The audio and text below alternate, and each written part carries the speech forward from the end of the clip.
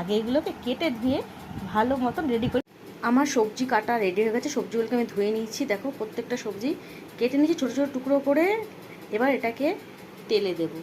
তেলটা গরম হয়ে গেছে। এবার গরম তেলে আস্তে সব সবজি ছাড়বো। এটা তুমি ফোড়ন দিতে পারো, কিন্তু আমি ফোড়ন দিইনি। দিয়ে দিচ্ছি আলু, পটল, কুমড়ো, কলমি শাকের ডাঁটা, লাল শাকের ডাঁটাগুলো দিয়ে দেবো। একটা লঙ্কাকে দুটো টুকরো করে। এই দেখো, এবার একটু নুন হলুদ দিয়ে এটাকে ভাজা ভাজা করবো। নুন আর হলুদ দিয়ে দিয়েছি। এবার এটাকে ভালো করে নেড়ে নেবো। তোমরা এটার মধ্যে পাঁচফোড়ন সম্বার দিতে পারো, বড়ি দিতে পারো, কিন্তু আমি দিয়ে দিই। আমি এমনি করছি, এটা করে জাস্ট এই সাতলে জল দিয়ে দেবো। সবজিগুলো ভাজা ভাজা হয়ে গেছে। এবারে আমি দিয়ে দেবো জল। আমি কিন্তু একটু জিরে গুঁড়ো দিতাম এর মধ্যে। সবজিগুলো মোটামুটি সেদ্ধ হয়ে গেছে। এবার দিয়ে দেবো ওপর দিয়ে সর্ষে বাটা। তৈরি লাল শাকের ডাঁটার চচ্চড়ি। এবার এটাকে ভাত দিয়ে খেতে হবে। গরম গরম ভাতে এই ডাঁটা চচ্চড়ি দারুণ লাগে।